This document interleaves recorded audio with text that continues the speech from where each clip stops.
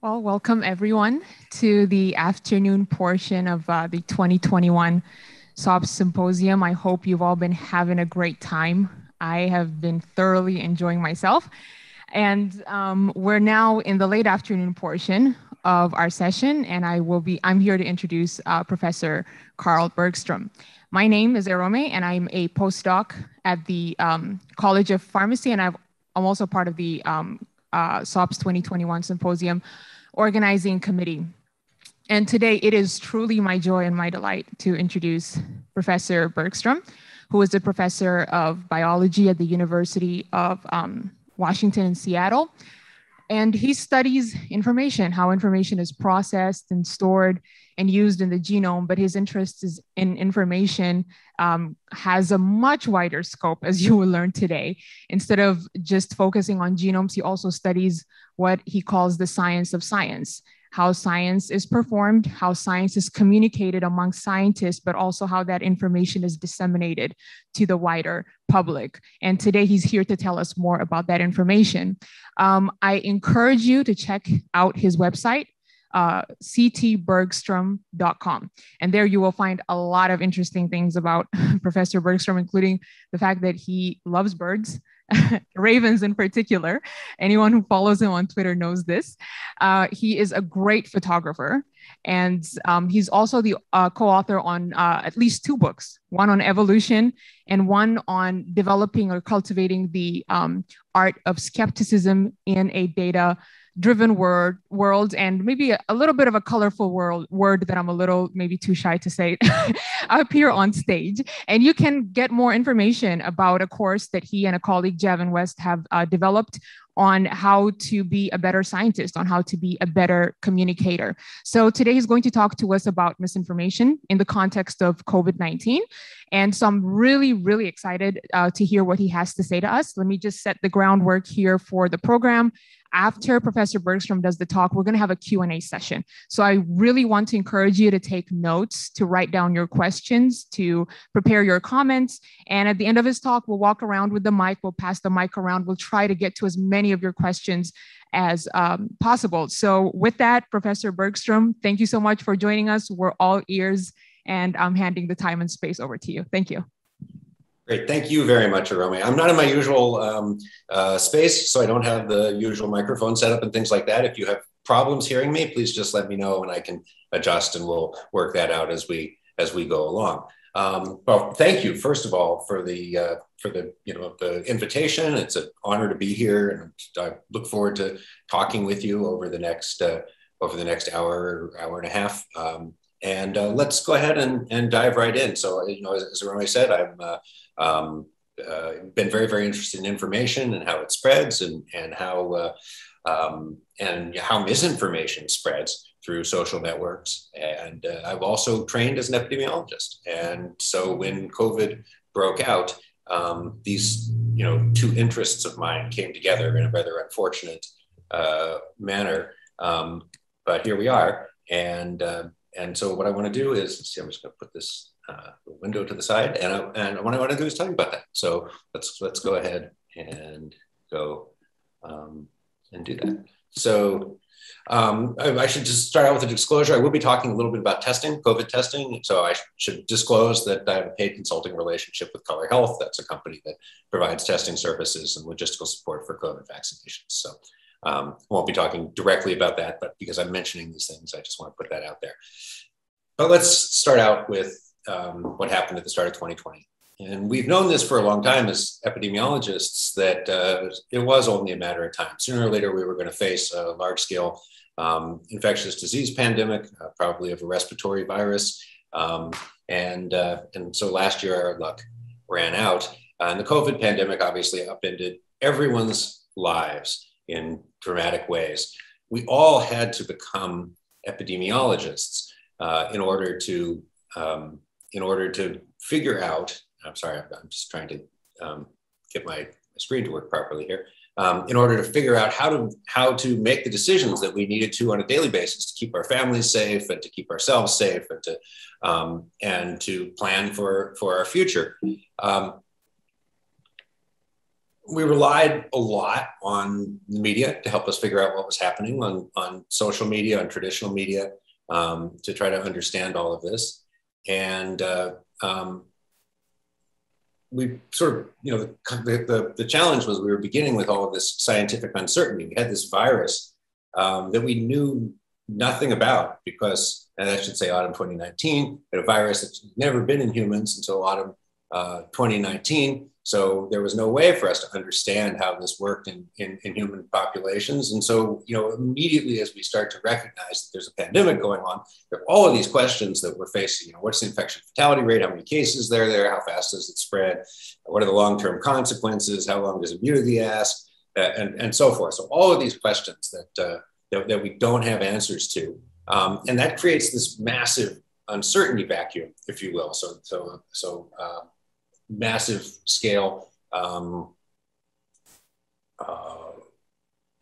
situation where everybody wants desperately to know the answers to all of these questions. Solid answers aren't out there. And so what happens is, of course, as people search for answers, all kinds of things flow into that uncertainty vacuum that may not be accurate. So maybe a lot of, this is, for example, a chart of infection fatality rates, estimates for COVID across different papers, right? So you've got all this uncertainty. And then into that, one of the first things we see are all these organized disinformation campaigns in February 2020 by organized opponents of the Chinese government, for example, that are pushing propaganda about say that there have been, as of February 2020, there have actually been hundreds of thousands of deaths, and it's all being covered up and things like that. We see disingenuous governmental messaging, right? This is what we saw in the United States. We've got situations where the U.S. government is saying, we've got 15 people and it's going to go back down to 0. We've got this completely contained. And most of the evidence suggested that that was not actually what people believed to be the truth at the time that those messages were being given. We've seen a lot of these fake studies and so-called astroturfing, where you have, organizations that purport to be sort of grassroots sets of researchers or things like that, producing very slick scientific sounding studies by anonymous academics who were afraid of retaliation if they spoke honestly, to say that hydroxychloroquine worked or something like that. But when you read these studies, they're absolute garbage, but they make very transparent silly mistakes or just ludicrous in general. Here, example is people were claiming that they'd done a 2.6 billion person randomized controlled trial, which is impossible. And you kind of read into it and it's rubbish. But you see those things going up. There were dreadful preprints that are being posted. The one I've got showing here was a preprint that was only posted for 2 days on medRxiv before it was retracted. It claimed that that COVID had pieces of the HIV genome in it, and therefore it was an engineered bioweapon. This turned out to be basically due to mistakes in the way that they were using the genomic software. It was debunked in 2 days and retracted, and yet it has one of the highest altmetric scores, that is for media and social media engagement, of any paper ever published. So somehow the fact that it was complete garbage and very quickly overturned was not enough to keep it from flowing into that uncertainty vacuum where people were looking for answers. Equally dreadful peer-reviewed work. At left, we've got a paper that is claiming to have a physical model for how 5G causes the spontaneous formation of virus-like particles inside the body. Just absolutely incoherent. The paper right was far more damaging. This was a paper that was published in The Lancet that claimed to have found evidence that hydroxychloroquine was leading to strongly negative outcomes among patients that were getting it. On the grounds of this paper, the hydroxychloroquine trials, a number of hydroxychloroquine trials, were canceled because it was thought to be unsafe to keep people in the treatment groups. It now seems very unlikely that the data existed at all, that this paper was essentially fraud. So we see all of this kind of stuff. We see organized agnotogenesis. That means that the the deliberate manufacturing of doubt. This is the sort of big tobacco, big oil playbook where you don't try to necessarily convince people completely that these things are harmless, but rather that you try to create enough doubt to stave off regulatory action. So we've seen a number of, there was a lot of, especially during the first 6 to 8 months of the pandemic, a lot of argument that the pandemic was not as bad as the flu, and that the death numbers were wildly inflated. And these coming from various think tanks and the likes that were well-funded and producing very slick material and coming up with lists of prestigious sounding scientific advisors and so on. We see a lot of sloppy reporting. We'll talk about this issue, this example a little bit, but the information we were getting from the mainstream news was not that they were trying to deceive us, just that they were not sufficiently quantitatively and scientifically literate to be doing a good job of informing us. We saw, a lot of overhyped press releases that were coming out from university studies that were then sort of being credulously repeated by the news. So I probably won't talk about this a lot during the main talk, but we can come back around to it. The major source of disinformation around scientific issues actually is university press offices and the press releases that they issue. And that's actually been studied quantitatively and so forth. And that's been a serious problem. Of course, there are always people who see a crisis as a career opportunity and stake out various perspectives and try to push those perspectives to generate large-scale media followings and appear on talk news every night and all of that. Because the pandemic was so heavily politicized, all these different interests had reasons to try to, push public belief in one way or another. And science, as we always, if you take any question that's reasonably well researched, you're going to get this sort of curve of results. You're going to have some people that say, whatever this phenomenon doesn't exist or is very small. Other people say it's very large. And then you kind of got, maybe I'm going Gaussian or something where some of the studies are clustering in the middle. But when you have a politicized landscape, instead of presenting that whole distribution or stuff around the center of the distribution, one side will be basically picking from the far left tail, the other side picking from the far right tail, pushing those narratives to the exclusion of the others. And all of this then gets wrapped up in the authority of numbers and quantitative information, which, as I'm about to talk about, is particularly challenging for people to question, to dispute, to feel like they as, or we as ordinary individual civilians have any right or ability to question. And so we're left with a situation where people don't know who it is that they can trust. You've got all this different information out there. It's mutually contradictory. People don't know how to make sense of it themselves. They don't know who to trust. And this leaves us in this very damaging position, inadvertently, essentially, mostly, but analogous to what Gary Kasparov described as the sort of the point of modern propaganda, the so-called falsehood fire hose strategy that was developed by Russia and used in the Ukraine and getting used more broadly elsewhere. The point of modern propaganda isn't to misinform or push an agenda, it's to exhaust your critical thinking, to annihilate truth. And the idea with the falsehood fire hose strategy is you push multiple, instead of trying to convince everybody of a single lie, you push multiple mutually contradictory narratives at high volume through the information ecosystem and leave people despairing that they have any hope of ever sorting all of that out. So that's and then we kind of ended up there by accident in this COVID pandemic. And the problem is that a lot of us, not so many of us, have the training to see through this kind of misinformation. We're good at spotting BS words. We're fairly good at picking out corporate weasel speak or politicians' false empty promises and things like that. But numbers are a lot harder. Seeing through numbers can be a lot harder for a whole bunch of reasons. One is that they seem to come straight from nature.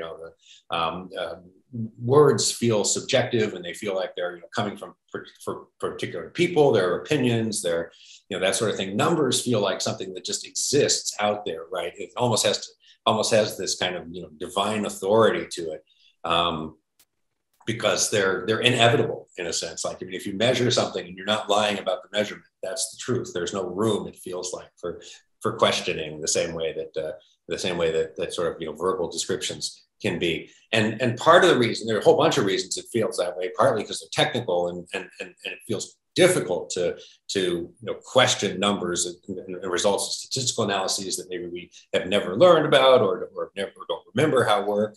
And also that we just are not in higher education, I think, doing a good job of teaching our students how to question numbers the same way we do in courses in the humanities, in a philosophy course or a literature course or something, where you've got these contradictory ideas and you bash them up against each other and try to find some kind of synthesis of thesis and antithesis. And we don't do that so much in STEM education. We typically teach people to do the mechanics. How do you invert a matrix? How do you write a random forest algorithm? How do you run a gel? How do you do a blast search? But we don't do nearly as much talking about how you actually do critical thinking. What do you do when you have a range of different scientific studies that yield results that aren't contradictory? How do you parse that out and understand what's going on? And so so this has been something I've been interested for in a while. I started teaching a course in 2017 called Calling Bullshit, that teaches students to think critically about numbers and to question numbers. And it's a course that's intended for a general audience of students, not just for students with advanced background in math or statistics or anything like that. But we have students from 40 majors across the campus. A lot of them are in the humanities and the arts and things like that.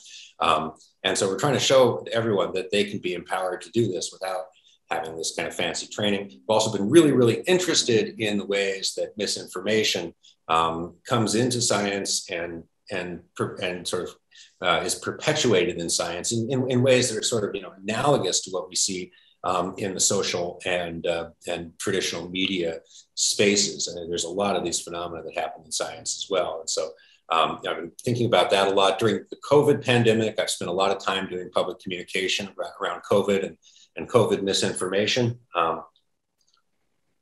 trying to help the public make sense of all of these things. And so what I want to do in much of the talk today is, I at this point could go in two different directions. One would be to give you a talk that was basically about how we got here, what's happened on social media and with the evolution of traditional media that's led to such a misinformation fruitful ecosystem. But what I'm going to do instead in this talk is just tell you about some of the kinds of misinformation that are out there around COVID. What kinds of classes of confusions are out there, the kinds of places that they come from, and just give you a bunch of examples of the sorts of stuff that we're thinking about with and dealing with every day, and try to give you a sense of why this kind of COVID misinformation is so pervasive and so challenging. And one of the kind of key themes that you'll see as I go forward is that this is not coming from, a small number of contrarian social media sites or something like that. I mean, that this kind of misinformation is everywhere, from respected scholarly journals to the media to conversations on social media, et cetera, et cetera. So let's dive into that. And as I do this, I'm kind of bringing when we wrote this book, Calling Bullshit, we sent the book in. Final page proofs we sent in December 2019, so right before the pandemic started. And I could go back in a sense and I could rewrite that entire book if I had to, using only examples from COVID. And to some extent, I'm going to take you through some of the major classes of things that go wrong that we talk about in the book, but use those COVID examples. So one of the key things that's very basic, but we spend a long time telling our students to think about, and which turns out to be really pervasive when we look at the way we get misinformed, is just to think about the way that numbers are presented and misrepresented in the world. And there's kind of a key rule that we have, which is that numbers need to always be presented in context. For numbers to be useful or informative or meaningful to you, they've got to be presented in a context that allows you to make useful comparisons. So let me give you an example of that. Here's the NBC News saying, wow, preventing the next pandemic will cost, and then there's like a couple of twos and then just this shock string of zeros, right? 0, 0, 0, 0, 0, 0, 0.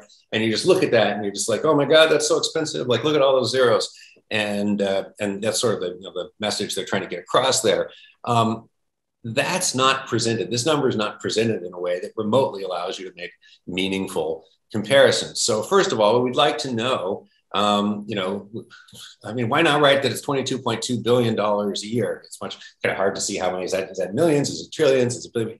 I can't tell at a glance. $22 billion a year. And then we can put that into context. So, some estimates have the cost of the pandemic to the US economy is about 8 trillion.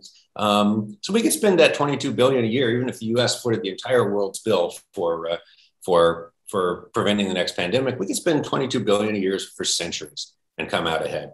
The US federal budget is 4.79 trillion. So this is less than 0.5% of the US budget. Again, if the US paid the whole bill for this, well, there's 330 million people in the US, $67 per capita annually to prevent the next pandemic. So these are the kinds of numbers that allow you to make meaningful comparisons. And instead of saying like, oh, this big shock and awe string of zeros, you say, okay, for a quite minor increase in our tax expenditures, we could prevent having society turned on its head as it has been for the last 20 months. So that would be a way that would allow you to make more meaningful comparisons. Numbers should be presented in context and allow you to make comparisons. They also have to allow you to make fair comparisons. So here's an example. This was the Information is Beautiful website, put up this graphic in April 2020, and it was trying to allow you to make comparisons ostensibly. So saying, hey, look, don't freak out about the coronavirus. The average daily deaths for the coronavirus are just 56. And here are some comparisons for average daily deaths of a bunch of other diseases. And at the time I complained about this because this wasn't, it was a comparison, but it wasn't a fair comparison. At this point, coronavirus was a few isolated outbreaks in a few spots in New York, in Seattle, in China, in Northern Italy, in Iran. And it was not endemic in the places where it would become endemic the way that the rest of these diseases are. And so I said, well, that's not a fair comparison. You don't know, you can't say, well, this number is small now because we haven't even gotten started with COVID. And if in fact, I updated this a year after it was posted. And so if you then look at the average number of coronavirus deaths per day worldwide over the first year of the pandemic, you get a very, very different picture. And of course you can see that here. And then now you see that, well, COVID and things would be even worse if we extended that out, up until the present. But the average number of daily deaths attributed to COVID are much, much larger than indicated there. So I'm just going to close this to make this stop binging.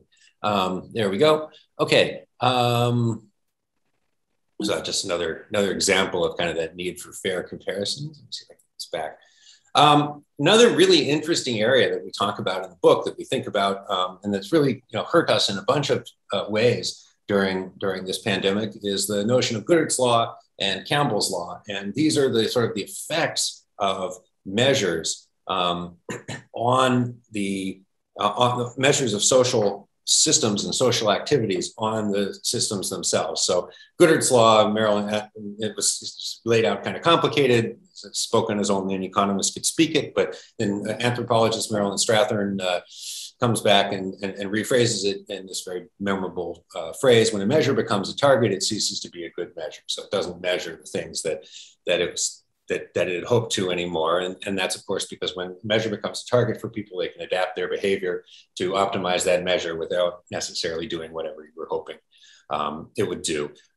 Campbell's law, and again, I've tried to rephrase this myself, just sticking to Dr. Strathern's style. When a measure becomes a target, people do stupid things. So Campbell's law says, not only is the measurement not useful as a measurement anymore, but the fact that people are trying to game that measurement causes them to do sort of the opposite of what you'd like them to do. And this is the Campbell's law paper is talking about examples where you're trying to improve teaching in K-12. And so you start using standardized tests to hold teachers accountable and so forth. and the hope is by doing so you can improve teaching. But what happens is once you do that, then people start teaching to these standardized tests, and you lose a lot of the valuable parts of education, and instead just have kids drilling for these tests all day long, and so the measure turns out to be counterproductive. We've seen this happen over and over again during COVID. Here's my favorite example. So the CDC defined a close contact as 15 minutes within 6 feet of a person who had COVID. And so the Iowa School District didn't want to have to quarantine kids after exposures in classrooms. And so what they did was they literally had the kids get up every 12 to 14 minutes and walk around and then sit down again. And then the idea was, well, this way, these kids would not ever have a close contact under the CDC's definition. In other words, the CDC's definition became a target, and then they went and did something amazingly stupid, which was, first of all, disrupted class by having these kids walk around, and second of all, gave further opportunity for viral mixing by this walk around and sit down procedure that they implemented. So that's kind of a classic example there. And we saw this at a much bigger scale in the United States with the Trump administration's now well-documented effort to slow down coronavirus testing in the United States. They saw the number of positive cases in the US as sort of a referendum on their management of the crisis. And so they wanted to keep those numbers as low as possible. Now, coronavirus testing is an absolutely key element of coronavirus prevention, both in the surveillance capacity, but also because it's a disease that spreads prior to symptoms. Widespread proactive testing can allow you to catch cases of people who either don't have symptoms, don't yet know they're symptomatic, or people that have only very small symptoms and think it's seasonal allergies or a flu or a cold or something like that. And so they can be very, very important for pandemic control. We ended up sort of gutting our ability to respond with rapid and high frequency tests in the United States because the administration was trying to game these metrics. A classic Campbell's Law example. Not only were the metrics no good, but they were people then did stupid things in return. And depending on how, there are different ways to do these metrics. If you look at something like the total number of cases, obviously testing slows it down. You might hope that something like the test positivity rate would remain a good metric, but depending on how you measure that, here this may be a little close to home for you, but depending on how you measure that, I just dug this up this morning. Even that may have incentives to keep the number of tests low, even for test positivity rate, if you calculate the way the University of Kentucky did. Last fall, they were calculating the positivity rate on campus as the total number of cases they'd found by testing divided by the total number of students on campus. So the total number of positive tests divided by the total number of people they ought to be tested, not by the total number of tests that were actually done. So this is another example of sort of ways you can see how statistics can be misused, or first of all, this is going to make the numbers. If you're testing less than once, if you're testing people, if you're testing less than the whole campus in a round of testing, then by dividing by the total population that you need to test instead of the total number of tests, you're going to make the positivity rates look lower. But that also creates these perverse incentives where you can make them look lower and lower the less you test. And so you have those kinds of problems as well. So that's the kind of Goodhart's Law, Campbell's Law issue. There are just general issues in logical thinking that keep getting us over and over again. A lot of these are coming through, things like mainstream media accounts. So here was a story that led to a lot of panic in August of 2020. The CDC released a report that said, it said, we now have enough data to know that people who've been infected for 3 months are not getting reinfected during that time span. But the way that it got reported in the popular media and this is, here I'm showing ABC, but the other media outlets either copied each other or made the same mistake. They say people who've been infected with COVID-19 and recovered are protected for up to 3 months and can safely interact with others. Now, what the CDC study said was that people who were recovered were protected for at least 3 months. So it's a really different story. But the way this gets put out is that, well, it's up to 3 months. And so then people start panicking, saying like, oh, wow, you know, we only get 3 months of immunity and we'll never get around COVID. And that created a lot of enormous amount of anxiety and concern. And really, this is basic logic, right? So the CDC, you know, if P is you're within 3 months of your previous infection, and Q is you can get reinfected, the CDC says P implies not Q. If you're within 3 months, you cannot get reinfected. The news outlets then reversed that by this improper syllogism. That's not the case. They say, so P implies not Q. That does not mean that not P implies Q. That's what the news outlets reported. They said if you're not within 3 months of previous infection, you can get reinfected, which does not necessarily follow, and led to this undue panic just because people weren't thinking clearly about things. There's not this sort of logical literacy in media outlets, among other things.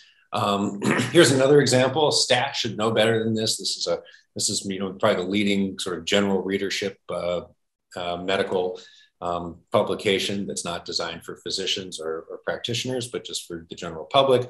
So they said 1 in 4 Americans were unable to get a COVID-19 test when they wanted one. And they were saying, and that's not actually so bad, was the sort of claim, was that, well, 75% of people were getting tests when they wanted one. But here are the data. What they found was they had a class of people who'd never wanted a test, and then they had a bunch of people who wanted a test and couldn't get them for various reasons. 45% didn't want to test, 55% did want to test, 24% were unable to get one, 30, and you only know if someone was able to get one if they actually wanted one, right? And so what they found here was of the 55% who wanted to get a test, only 31% were able to. So 44% of the population was unable to get a test when they wanted one. And compare that to the headline here: 1 in 4 Americans were able to get a COVID test when they wanted one. But the data, again, thinking about what's the proper denominator here. The proper denominator of can you get a test when you want one isn't everybody who wants one and everyone who doesn't. It's just the people who want one. And by mixing that up, they give this answer that makes it look like we're doing better on the testing front than we actually were. So lots of those kinds of issues that come up. And again, a lot of these are not coming up out of any kind of malice, any kind of particular political bias, or if they are coming up out of political bias, it's in a subtle way. It's this sort of confirmation bias. Somebody thinks through it, they get an answer. If the answer is in accord with what they believe or the political leaning of the outlet or whatever, then they don't necessarily carefully check the analysis that it took to get there, and then they publish this. But very little of this is, I think, people deliberate of what I just showed you is people deliberately trying to bend the truth. There may be other strong examples. One of the things that's hit us hardest, and one of the most important parts of the book that we write about is the notion of selection bias. And I interpret this quite generally for the purpose of the book. This is something that if you don't have a strong statistical background, you can still see through an awful lot of the statistical analyses and studies that are done by just thinking about selection bias. And what it is when the people or the objects that you sample differ systematically from the population at large with respect to the question you're asking. So if the people, if you want to know how tall the average American is, going and measuring people on the A court at the university gym is for basketball court at the university gym is a bad place to do it, because the people playing on the A court are good basketball players who are taller than average, and so on. And so these kinds of mistakes, repeatedly produce misleading estimates about populations and cause all kinds of problems. So one example that we saw really early on, just to get started with this, was the mask mouth story. So these dentists in New York City noticed in May 2020 that that their patients who were coming into the dentist then were much sicker in terms of severe, oral hygiene problems than the ones they'd been seeing in January. And they said, well, what's changed? What's changed is everyone's wearing masks now. It must be that wearing a mask is causing all kinds of dental problems. So they went public about all of this. And of course, what they'd forgotten to think about, or were avoiding thinking about, was the fact that who goes to the dentist during the first wave of the pandemic in New York City, when everybody's frightened and locked down and so on. You're not going to go to the dentist for your routine cleaning or for a simple cavity that's not causing any immediate problems. You're only going to go if you're suffering from severe gum disease, you've got a tooth that's badly infected, you've got real serious problems. And so it wasn't that the masks had caused any change. It was just that the population of patients that were willing to actually make, actually go to the dentist during that pandemic was very, very different. And so that led these guys wrong. One of the places that it hit us the most, the sort of selection bias issue hit us the most during the pandemic, was in trying to estimate the infection fatality rate. So early in a pandemic, we need to know how lethal a disease is. It's one of the things that that is hardest to figure out early on, especially if you think there may be, reasonable amounts of asymptomatic or minimally symptomatic disease. You often have a reasonable count for the number of deaths that are occurring, but you usually have very little way of knowing how many cases there have been if there aren't these, really decisive diagnostics of disease. And so what you have to do early on, and this is of course a key parameter, if the disease is killing one person in 20, you're dealing with a very different kind of catastrophe than if the disease is killing one person in 10,000. And so this is one of the first things you try to figure out early on during a pandemic. We're all desperately trying to figure out in March, April, May 2020, and was very hard to pin down to anything, tighter than 0.5% to 5% at the time. So let's look at how this could go wrong. So here were a couple of doctors. These are part of America's Frontline Doctors. For those of you who follow that, these are the doctors, the demon sperm doctors, and who were anti-mask, anti-vax, anti-everything except for hydroxychloroquine. So these two guys owned some urgent care clinics in Bakersfield. And they wanted to try to estimate this infection fatality rate. So to do that, they knew how many deaths had occurred in March 2020 from coronavirus, and they just needed to know how many infections there had been. So what they did was they tested people who were coming into their clinics, and they found that 340 of the 5,200 people who came into their clinics were positive. And so from that information, they were then able to estimate that the sort of cumulative incidence in California by that point was about 12%. And so the infection fatality rate for this thing was 0.03% lower than the flu, if that had been right. The mistake they made, obviously, is that the people coming to the urgent care clinic in March 2020 in California were not a random sample of Californians like they assumed they were. Rather, they were the urgent care clinic. First of all, you didn't want to go to the urgent care clinic because everyone was afraid you'd get COVID there. You didn't want to go unless you had something really wrong with you. And second of all, they were known to be the only place in Bakersfield where you could get a COVID test at the time. They had the only COVID tests. So the population that was going into that urgent care facility was completely different from the general Californian population. And so they ended up with this massive overestimate of the incidence in California, and that led to this massive underestimate of the infection fatality rate by, at least 10-fold, probably 20-fold at that time, maybe higher. So you might think, well, that's just, a couple of crackpot doctors at a Bakersfield urgent care clinic. But unfortunately, one of the most influential papers in the early part of the pandemic, with some very, very big names from Stanford and USC and other places, made almost exactly the same mistake. This was, one of the first large-scale studies that was made public about seroprevalence in the community. And this study found a very, very high seroprevalence in Santa Clara County, leading to headlines like this, which, for April 2020, were incredibly high, up to 4% of Silicon Valley is already infected with the coronavirus, things like that. So this paper, which was released as a preprint, not even I think on one of the regular preprint servers, but just put up on some other kind of independent website, ended up making it all the way through sort of uncritically to the wide mass media.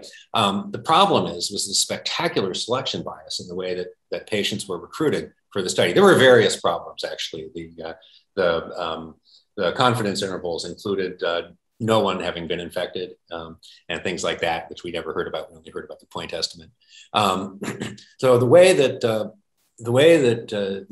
the patients were recruited for this study was by ads on Facebook. And so here's this ad that they put up: come participate in our community study.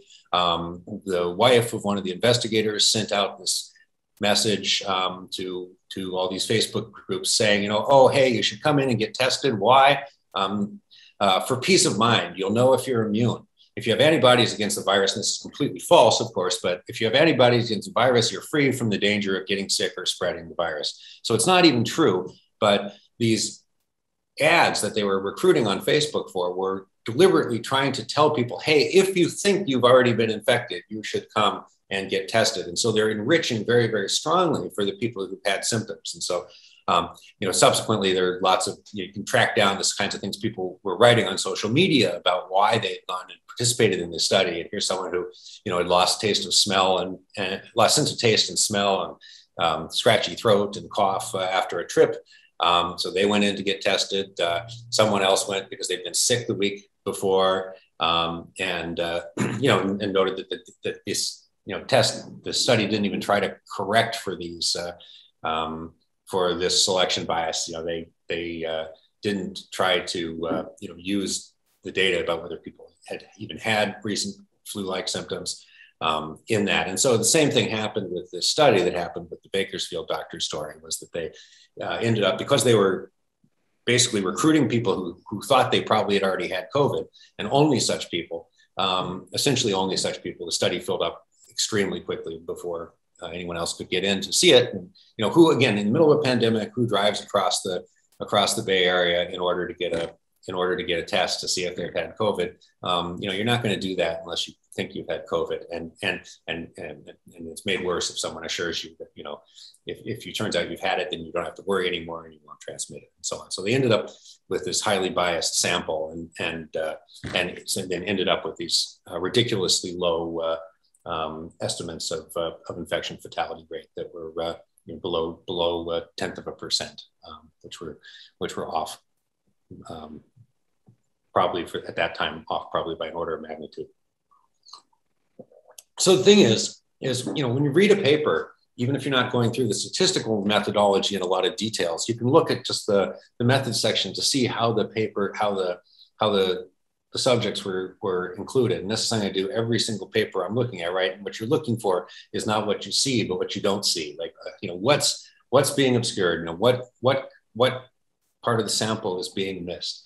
What are the possible sources of selection bias that could be creeping into the study? And unless there have been very careful efforts made to eliminate that, the study should be suspect. And so, here's an example of where you've got misinformation directly in science. It's not just about science, but it's, these selection bias problems show up in so much of what we read in the scientific literature. And then there's sort of a really spectacular example of how selection bias came back to bite us.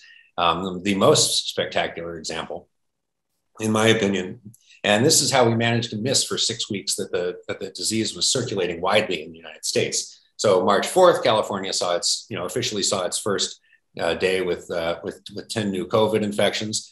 But based on retrospective analyses, it looks like by January 24th, we were already with high probability seeing 10 people infected a day. So how did we manage to miss that for a month and a half? Same thing, it's not just California, same kind of thing nationwide. By February 21st, we were probably having 10 locally transmitted cases in many of the states, basically all the big states already. So how did we miss that? The way we missed that was that testing criteria. What did you have to do to get a COVID test? And I remember this. My son was actually had influenza, and we were in New York at the time, and couldn't get him a COVID test. And why not? Well, it's 2020, it's February 2020, late February 2020. Testing required recent travel to Wuhan or exposure to a known US case. So under this approach, right, who are you going to test? You're going to test people who've been in Wuhan, or people who've been exposed by identified US COVID cases. So you will only find either imported cases or the cases that you've identified in your contact, because we were doing heavy contact tracing at the time, right? Heavy contact tracing and quarantining, or the identified contact traced and quarantine cases that are going to be shut down. You'll never find widespread, stealth community transmission, because you're not testing anybody who could be a recipient of one of these cases. And so we did this testing, and then this testing was used as evidence that this wasn't, we would say, well, we haven't detected any cases of community transmission, but we'd actually picked selection criteria that guaranteed that we would not detect such. And that was a serious problem there. Let's see.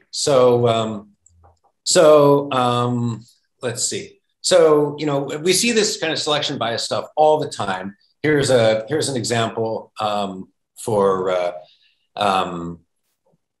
a communication I got from the University of Washington a few days ago.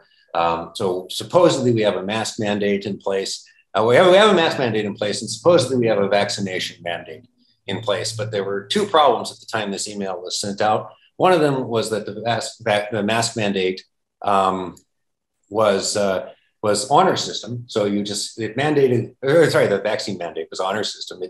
They required that you attest that you've been vaccinated, but they weren't actually checking to see if you were telling the truth.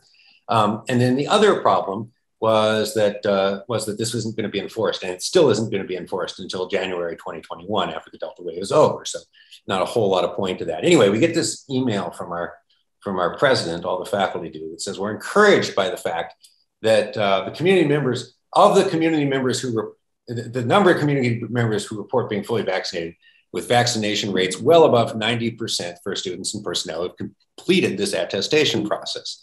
In other words, of those who logged on to tell us that they were vaccinated, over 90% said they were vaccinated, which is not particularly encouraging. What they didn't tell us, of course, was that 40% hadn't logged on to claim this at all. And so, and presumably there's strong selection bias. Like, why are you going to log on and claim you're vaccinated if there's no penalty for not doing so? Most people aren't going to log on just to tell a lie. And so the giving us this 90% figure for the people that had logged on was of course highly misleading. So these are the kinds of selection bias problems that we see all the time. Another area that we spend a lot of time with in the course is the issues of correlation versus causation. Let's see. So here's something that this was a study that was in the Mortality and Morbidity Weekly Reports this last week from the CDC. It was a study that supposedly showed that there was and I'm a huge supporter of mask mandates in schools. I think that masks do work. I think we don't, talking about misinformation in science, I think we don't do ourselves any favors when we bring forward weak evidence that doesn't show what we claim it does, and then make these misleading claims. So this showed up in every mainstream news outlet saying that masking in school, CDC study shows that masking in schools works. So the paper starts off by saying, we assess the impact of masking in schools on CDC incidents. On COVID-19 incidents. That's a directly causal claim. What's the impact of masking in schools on incidents, right? And then, so they lead with this strong causal claim, and then in the caveat section at the very end of the paper, they back off and say, oh, no, it's just a correlation. This is an ecological study. Causation can't be inferred. But of course, that part gets missed. That's not the part that goes and makes it into all of the headlines. And as a result, the headlines then claim that there's this really strong evidence where, in this particular study, it's lacking. The people who oppose masks aren't stupid. They're able to find these kinds of lapses, and then they can use that as evidence, for their own anti-mask propaganda. So this is a dangerous kind of mistake to make. And in fact, this is really, really widespread in health research. So a third of journal articles in one particular study made kind of mistakes like the ones that I just showed you, where they misattribute causality based on correlative evidence. And then that gets amplified even worse. So a third of the journal articles do it. Half of news articles about scientific studies do it. And I didn't put this in this paper, but when they do that, 95% of the news articles that get this wrong got it directly out of the press release. So a third of the journal articles misattribute, but about half of press releases are misattributing. And so that's one of the places that press offices are contributing to this problem. Let's see, so here's, I'm just going to give you one kind of fun example. This was a report in Forbes. So bald men at higher risk of severe coronavirus symptoms. And so these authors had observed a correlation, by my dotted line here, between baldness and COVID risk, and they had a proposed mechanism. They were proposing that there were certain endocrine factors that predisposed one to both baldness and COVID risk. And they had these very complicated, this is a figure from the paper, they had these very complicated endocrine pathways that they thought were leading both to male pattern baldness and to upregulation of the ACE2 receptor that allows the SARS-CoV-2 virus to enter cells. And so that's a possibly plausible hypothesis, but they weren't thinking very clearly about causality, and Forbes was forced to run this retraction. This piece has been clarified to note that the study did not control for age, which is a risk factor for hair loss and severe COVID. So maybe there's that whole fancy, complicated causal pathway that we saw previously, but they didn't think about the fact, and they didn't control for the fact that there's a very well-known causal pathway between age and both baldness and COVID severity. So, thinking about causation is so important. Here's another one. This one I found this morning. This is from University of Michigan's Human Resources Department, explaining why if you've got long COVID, you should go back to work anyway.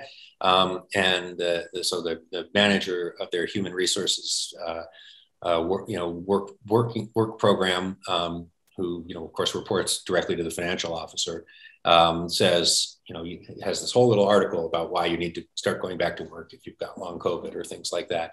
And they say, we know without question that the sooner an employee returns to work, the better their recovery is going to be. As if the causality moves from return to work time to recovery instead of from recovery to return to work time. So, just yet another example of how these kinds of fallacies, and I think you're kind of seeing the patterns here. They're pervading, social media discussions, they're pervading news discussions, they're pervading scientific discussions, and they're pervading the sort of BS that we get from university administrators, right? Really cool one. I'm going to wrap up with two last little themes here. Simpson's paradox. This is this classic statistical fallacy or problem that arises where you can, if you have stratified data of some sort and you don't notice that stratification, you can get trends wrong. So if I ran a regression through the 8 points here, I would get this downward sloping curve, but actually I've got two different classes here, a red class and a blue class. And if I understand that they're different populations, then I'd get these upward sloping curves, right? That's Simpson's paradox.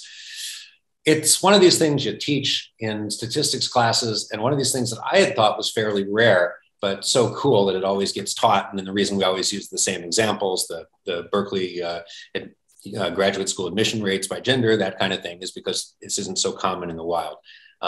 Not everyone agrees with me about that, and I need to spend some more time deciding whether I'm right or wrong about that. But here's an example from COVID that's so amazing. I've got to share it with you. So this is recently, you may have heard, a few months ago, all of this concern that the vaccines were not working well. The Pfizer vaccine was not working well against the Delta strain. in Israel.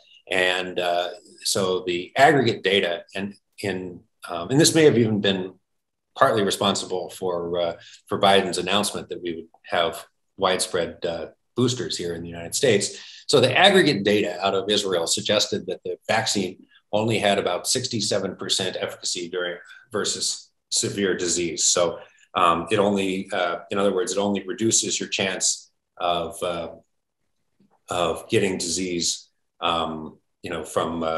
It reduces your chance. So the idea would be that, so an efficacy number like this says that the reduction in your chance of getting disease is about threefold, right? So you're instead of getting it at some baseline probability of one, whatever, you're getting it at a baseline probability of 0.67. So it's about a threefold. You're getting it at a baseline probability. It's protecting 0.67 of that, so you're getting it at a probability about a third of what you would have if you were vaccinated. That's okay. That's what our original targets were for vaccine efficacy, but obviously it's not good compared to what we thought we were getting with Pfizer. Really scary. And a lot of people are very, very worried about that from looking at the aggregate numbers. This is a mistake that doesn't really appear in most of the published literature on this, but we saw it a lot in the media. The thing is, there's a pattern here. There's a confound, which is that there are very different vaccination rates in older people and younger people. So older people are much more likely to be vaccinated. Older people are also much more likely to suffer severe disease. Now, if we look at the unvaccinated population, older people are at much higher risk. If we look at vaccinated population, older people are at much higher risk. That means that we can do this thing of stratifying the data again. What if we look at all the people who are under 50? If we look at the people who are under 50, the vaccine is 91% effective. If we look at people who are over 50, the vaccine is 85% effective. So you would think that if we look at everybody put together, you would think that the efficacy should be somewhere in between 85 and 91%, but it's not, it's 67%. And that makes it look really, really bad. But what's going on here is that most unvaccinated people are young and don't get severe disease. Most vaccinated people, most old people are vaccinated. They're the ones that do get severe disease. And so what it's making it look like is that unvaccinated people are much better protected than they really are, because unvaccinated people also happen to be young and they're protected by their youth, not by their unvaccinated status. But it's giving you this misleading impact of sense of what vaccination is doing. So there's a beautiful Simpsons paradox example where the efficacy in the population at large is much, much lower than the efficacy in either age group. And so this is something that gets fixed in any sensible scientific analysis of these situations, but doesn't get fixed when people are just throwing out raw numbers and talking about them in the media and so on. So being aware of that kind of stuff is interesting. I'm going to conclude with a few words about data visualization. And this is another place where we see all of this kind of misleading misleading information, right? These days, so much of the information that we see is presented in the form of data. No one wants to look at tables, so it's typically presented in the form of data viz. And over again, we see these misleading data visualizations. Here's the Trump White House bragging about the effective testing program that they'd rolled out. And you can see this really, look at that number of tests just taking off. And that looks really awesome until you realize that this is not daily tests. This is the cumulative number of tests that have been given. It's not labeled as that, but this is the cumulative number of tests that have been given in the United States. And that's a straight line, which means testing capacity hasn't increased at all.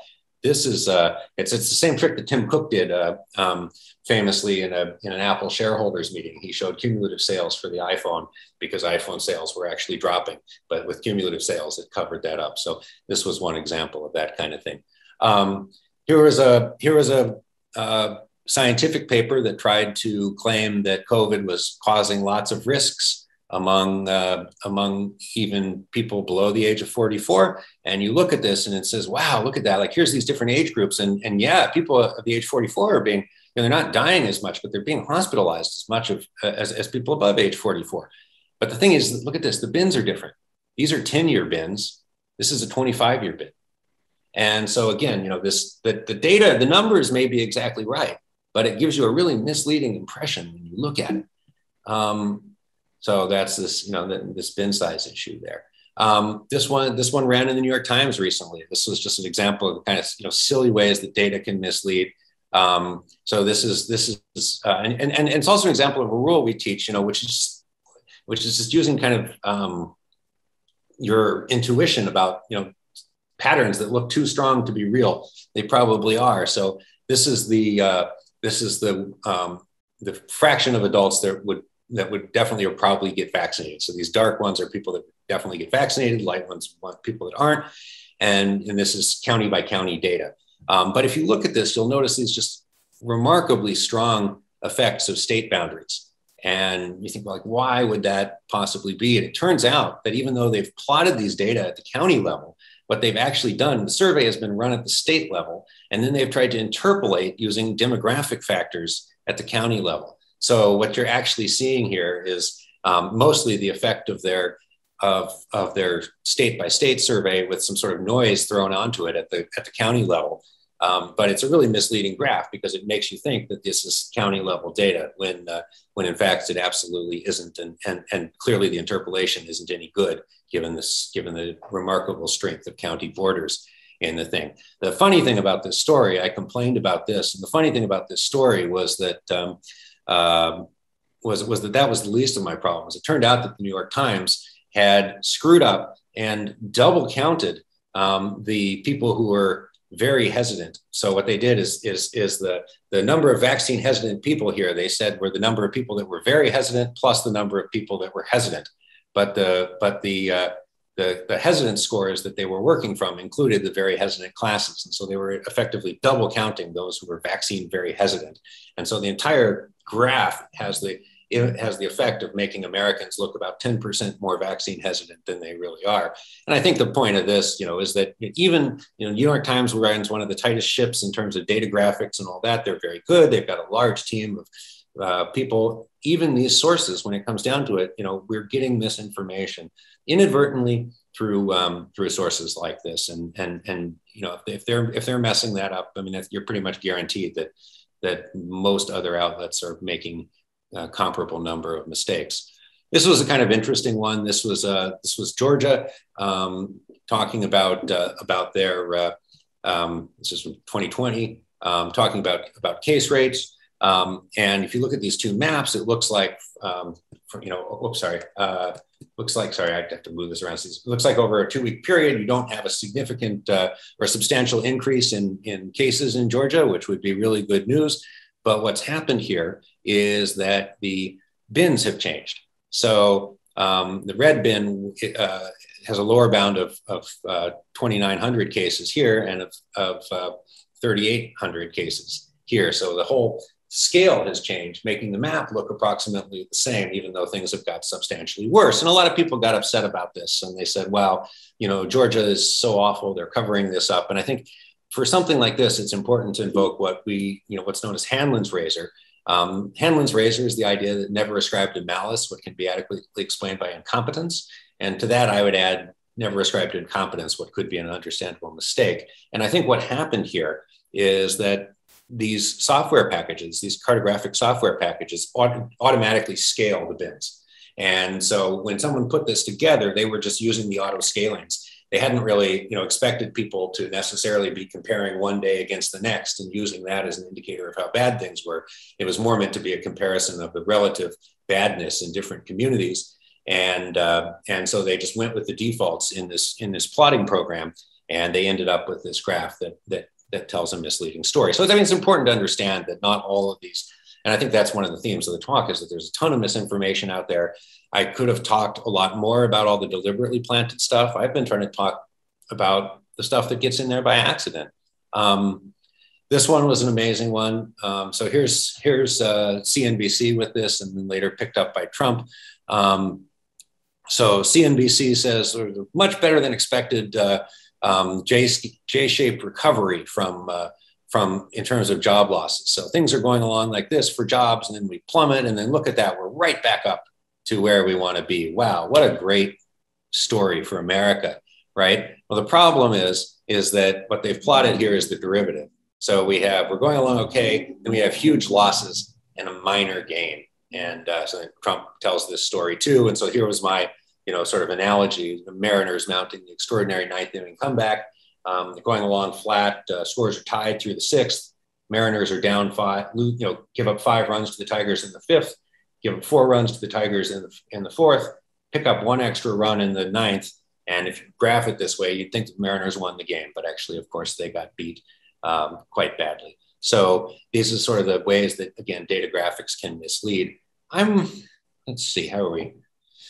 I'd rather take your questions. I'm happy to come back and talk about the IHME if people want to talk about the IHME's models and how that ended up misleading national policy, but I want to make sure I don't miss people's questions. So my main point with all of this is that designers have this enormous latitude to determine how you feel about the data that you end up seeing. Even if they use the right numbers, the sort of the story that you take away from it comes very much from the way the design choices they make. And it's one of the reasons in our class that we encourage people to get a hold of original data and to replot them in ways that they think might make more sense, and to see if different stories emerge. So how do we end up cleaning up our information environment? I think we're all in this audience, professional scientists. We've got this rich training in scientific and quantitative thinking. And what can we do? Because clearly society needs to have access to good information in order to be able to make good decisions. And so I just put together a few rules. We could talk about this for hours as well. But one of the most important things, I think, is don't be intimidated by numbers. Learn how to ask questions of numbers, learn how to see through misleading numbers. And then conversely, because we are, many of us in positions of epistemic privilege, don't use numbers to intimidate. Don't be part of the problem. We need to accept uncertainty and acknowledge uncertainty. So a lot of the time, the reason that the uncertainty vacuum was so dangerous was because the media wanted sharp answers. And when they would call up, I had this conversation with a reporter at one of the major national newspapers who called me and said, I think the CDC, this was maybe April 2020, I think the CDC is covering something up because I keep talking to them and I asking what the infection fatality rate is. And all they'll tell me is it's between 0.5% and 5%. Like, what is it really? And what are they covering up? And I said, look, I'm not a huge fan of what's going on at the CDC right now, but this is one place where they're being completely honest with you and completely transparent. And the answer is nobody knows. It could be anywhere in that range. But of course, what the news media wants is they want to have a sharp story. They want to be able to say, oh, here's a good scientist at a good institution who says it's not as bad as the flu. Or here's a good scientist as a good institution who says this is going to be worse than the 1918 flu pandemic or whatever. And those are the stories that end up making it forward. If we can accept that uncertainty and acknowledge it, that's going to help people understand what it is that we're actually saying and avoid the loss of trust that then comes downstream. Another huge problem is this cherry picking issue. So whenever a new study comes out, and we've seen this in other places too. When a new study comes out, that's often treated in the media as if it's like the final word in something. So a study shows that heart disease and eating chocolate are correlated, then that comes out and that's the last word on that. And it doesn't take it into context of the fact that there's already a big literature about heart disease and chocolate, wine, and all that other stuff. So every study that comes out needs to be taken in the context of a bigger literature. It's not the last word. It's, in the words of my colleague, Natalie Dean, it's a pebble in the scale with one of a number of alternative hypotheses. And, we need to question our sources, right? As we read these sources, ask yourself the same questions that reporters ask. Who's telling me this? How do they know it? What are they trying to sell me? We need to triangulate different sources of information. If you hear something from one place, if it's only coming from one source, maybe be skeptical. You start to hear that coming from multiple sources and independent ones, not just newspapers copying each other, which has become all too common in social media with the race to get information out there first. Then that information starts to become more reliable. Be aware of the information landscape that we live in and the various ways that misinformation pervades the information landscape. And I think this is really important. That outreach helps on all scales, whether it's talking to CNN live, whether it's talking to your family, whether it's somewhere in the middle, posting something on social media that's a nice explainer. we as a scientific community owe it to the people who we serve and whose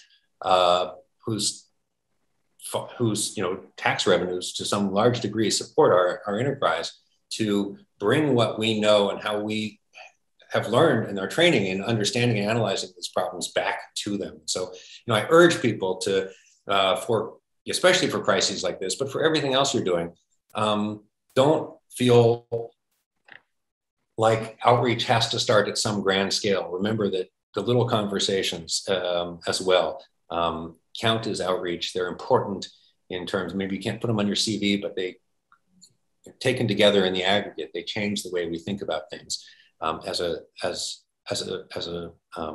community, and that's amazingly important. And then finally, this is my last slide. Neil Postman, the great sociologist, he wrote the first academic paper on bullshit, and in there he has his third law. At any given time, the chief source of bullshit with which you have to contend is yourself. You may be better than I am about that. It's certainly true about me. And so one of the things that I try to do very, very hard is to be extremely skeptical of things that I convince myself of or things that confirm my pre-existing beliefs, and try to always, and we could talk a lot more about how to do this, but I try to always avoid bullshitting myself just because it's the thing I want to hear. And so I guess I'll close with that. Thank you so much for your time and attention and for the invitation. It's a real honor to speak to you. And I think I've left at least a little bit of time for questions. So thank you very much.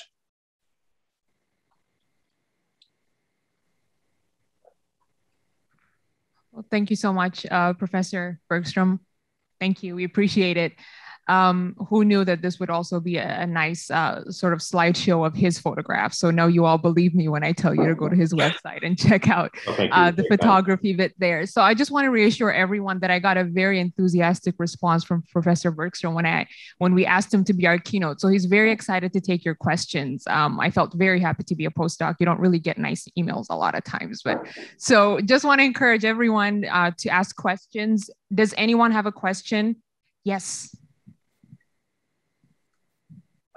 Amazing talk, Carl. Just really great, especially having followed on Twitter. And it's a continuing nightmare. It's a continuing nightmare indeed. I was wondering what you thought about. So I think, reading with this critical eye, these individual studies, that feels doable. But what feels harder is, so one thing I've noticed with, say now, ivermectin, sort of is the proponents have not just sort of ivermectin studies, they have pre-generated ivermectin meta-analysis websites where they sort of purport to be these encyclopedias of all the ivermectin.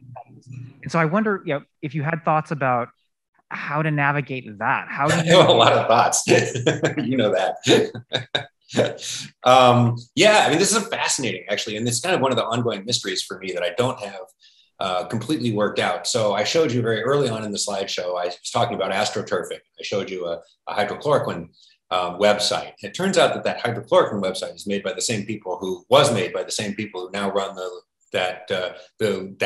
glossiest, leadingest ivermectin meta-analysis website. So with the hydrochloroquine one, they learned a fair bit. So the hydrochloroquine one, everyone had been saying, you can't use ecological studies, you need randomly controlled trials. So they thought they'd try to pull a fast one on Fauci and everybody else. And so they claimed in that they had done a country randomized trial, which was the term they had made up, didn't exist anywhere else, that included 2.6 billion people because they had learned that large numbers were better for doing randomly controlled trials. So when that first one came up, it was transparently ludicrous. They were quick. So I pointed out some of the reasons this was just ridiculous on Twitter. They were editing it in real time in response to the things I was criticizing about it. And within a few days, they kind of backfilled it to take out most of the things I'd criticized. And that's a problem. And it also makes you think about, well, how do you, it's almost like a bar fight. Bar fight has to end with the first punch, right? Otherwise, otherwise you're going to end up losing. It's kind of the same thing with trying to debunk these really well-organized astroturfing, things. They didn't lose with my first punch, and so instead they just backfilled and I just basically, I discredited that particular website, but I also helped that larger movement write more compelling BS. one of the fascinating things about all of that was we were never able to figure out who those people actually were. There were some very good clues. And we know that that some of the main authors were among the leading, sort of COVID denialists on Twitter and other social media venues. But I talked to some very good computer security people at some of the major tech companies, and they were unable to figure out who actually owned and registered the website. And it had this very odd property that the statistics were sort of, inadequate for a high school statistics class, but the security on the website and the way that they had cloaked the identity of who the group was basically, nation state grade. And so very, very interesting signature of sort of organized astroturfing. So they probably found some useful idiots to do the analysis, but you had someone bigger with a lot more money and expertise putting that up, and they are the ones running the site you just showed me. So what do you do about that? I think for things like that, I think you have to throw that baby has to be thrown out with the bathwater, because it's so contaminated that, I mean, I try not to trust information that comes from, I basically just try not to even engage with information that comes from, that's been collected under a roof with bad intent. And so that's been my approach to that particular ivermectin meta-analysis. And so instead I would just say, I can't trust that at all. Take someone like Gideon Meyert's cat, who is, good epidemiologist. He did a meta-analysis on this. I'll look at that. The problem is that's not going to convince the proponents. They're not going to accept the fact that I'm just going to completely throw out what they think is their best source of data. So I don't have an answer to that. I believe there's a question in the chat. Joseph, I'll let you ask that. Well, actually, one of our attendees raised their hand, so I'm going to allow her to talk. Ilyana, if you're ready, I'm going to press this button that says allow to talk. So go ahead.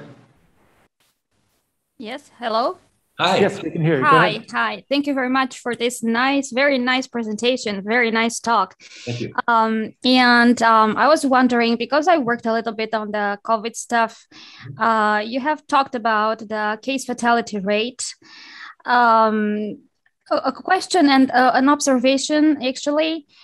And we know that case fatality rate for COVID, for instance, is the ratio between the number of deaths and the number of positive cases, right? For the case fatality rate, yes. Mm-hmm. Yes. The problem is that I work with different countries, and when we have the study for these, we mentioned in our study, because the detection rate was very different. Because why? Because the sequencing actually was extremely different from country to country, and it's very different. And finally, we couldn't find the correlation, because it's hard to, and this is a bias actually coming from a lot of studies that we saw on COVID-19.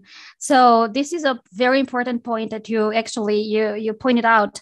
The case fatality rate, it's not always the best indicator actually to judge, and this is a point that appears a lot in the COVID papers. Yes. We should take care of that. I think we have other comments. So you bring up a really important point, which is that, there's a case fatality rate, where the denominator is the number of detected or diagnosed cases, and then there's an infection fatality rate, where the denominator is the total number of cases, detected or otherwise, right? So the case fatality rate is often something you can calculate fairly directly if you have a decent reporting system. You have a number of reported deaths, you have a number of reported cases, you divide one by the other, you're done.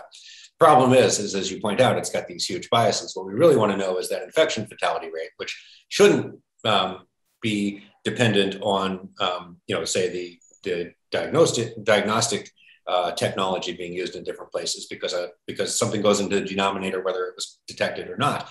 The problem is, of course, is then figuring out what that denominator is, and I think that's where a lot of the problems flowed in. Was that a lot of epidemiologists did feel like they wanted to be working with infection fatality rates, not case fatality rates. But then there was a lot of argument about how to estimate that infection fatality rate. So great point. Any more questions from our audience? Thank you. I've got a couple of questions in the Q&A in here. Sure. So Rupinder asked, how much of this misinformation do you think stems from a breakdown in the review process for scientific publications, either with free access journals, expedited reviews due to status, nepotism, or other reasons? Fantastic question. I mean, COVID has been so, each question could be like a really cool like seminar. I mean, it's just so much to talk about with this whole information ecosystem and how it interacts with science. I mean, COVID's done so many interesting things for biomedicine. I mean, it sort of pushed biomedicine from being anti-preprint, extremely reluctant to do that, to almost a ridiculous degree, and it pushed us into acting almost like, you know, economics or physics, with, you know, relying on preprint culture. Everything about COVID goes onto medRxiv. We needed it because we needed to act rapidly. We don't have time to screw around, you know, with these, you know, 6-month review processes and things like that. And in the face of an emergent pandemic, problem being, of course, is that then peer review gets cut, or, you know, pre-publication peer review gets cut out of the cycle, and you have this unreviewed stuff on medRxiv, and there can be these catastrophic cases like the one I showed you at the start, where someone said there was HIV genome in COVID, or in SARS-CoV-2. That said, I think that we've transitioned quite well around the preprint culture to doing rapid post-publication peer review. I think that's been a really neat development. I think the places that we're doing it are not really optimized for that, and I hope that'll continue to evolve. Right now, an awful lot of that is occurring on Twitter, which is a really stupid platform for, you know, 280 character posts for where you can't, you know, show equations. Is a really stupid place to try to talk about the subtle details of statistical analyses in scientific papers. That kind of turned out where we're doing it. Some of it's on PubPeer, but that's got a really negative connotation. You know, that's mostly just for harsh critiques as opposed to constructive and so on. So I think that's kind of evolving. Definitely the sort of, I feel like the standards of peer review have dropped substantially. I mean, that Lancet paper, you know, I should have been caught, I think. At the same time, it also points out what I think is a general misunderstanding of what peer review does, which is that I don't think of peer review as in any way, you know, guaranteeing the accuracy or even reasonableness of a paper. I think of peer review as essentially being a filter that tends to enrich for papers that are more likely to be accurate and critically more likely to be interesting. And so I think if you shift to thinking about peer review from being something sort of a sacred guarantee and promise of that this is real science, to something that helps journals enrich for papers that are more likely to be interesting to their readers, both because the topics are interesting and because they might be right, then I think it's a little bit easier to understand what's going on. Then the problems come up in terms of, you know, popular media misunderstandings about things, and they happen in both directions. Both that, you know, the popular media thinks something's peer reviewed, so it's correct and endorsed by the entire scientific community, like misperception on one side. On the other, you know, just anything anybody puts on the medRxiv or even gets rejected from the medRxiv, so they put it on you know, some document server.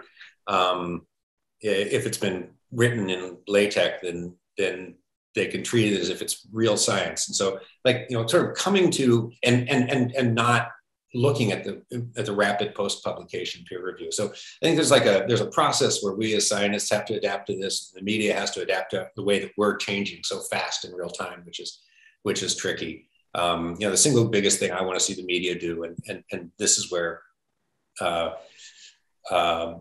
sort of expert disease reporters like Helen Branswell and Kai Kupferschmidt are so important, is that they should basically carry out that rapid post-publication peer review. If Helen Branswell publishes an article about something in the archive or even in JAMA, you know damn well that that article is going to include quotes from 4 or 5 specialists about what to make of the paper, and that those specialists she's going to have chosen to not be the best friends of the people who wrote the article, because these really good disease reporters know everybody in the business. They know the biology as well as the biologists, and they're, you know, some of the most important links in the entire chain, more important than the vast majority of us practicing scientists, in fact. I think there's one more question in the chat, but I'd actually like to ask a question myself. in the PNAS paper that you authored with Dr. West, you talked about changes that had occurred in the way science is communicated among scientists. Mm-hmm. And I'm very curious as to how those changes, like what negative changes occurred there that parallel the misinformation that we see in the wider public. Was there anything that sort of primed conditions for this misinformation to be this bad? That's really interesting. I think that what leaps to mind is I do feel like there's a much bigger emphasis on making a sort of popular media splash in the work that we do. So there seem to be much, much stronger incentives for scientists to hype their work beyond the scope of what they of what the work actually shows. So whether it's forgetting to mention that the study that solves cancer was in mice, or whether it's something else, I feel like scientists are aware that they're competing intensely for attention share the same way that Instagram users are.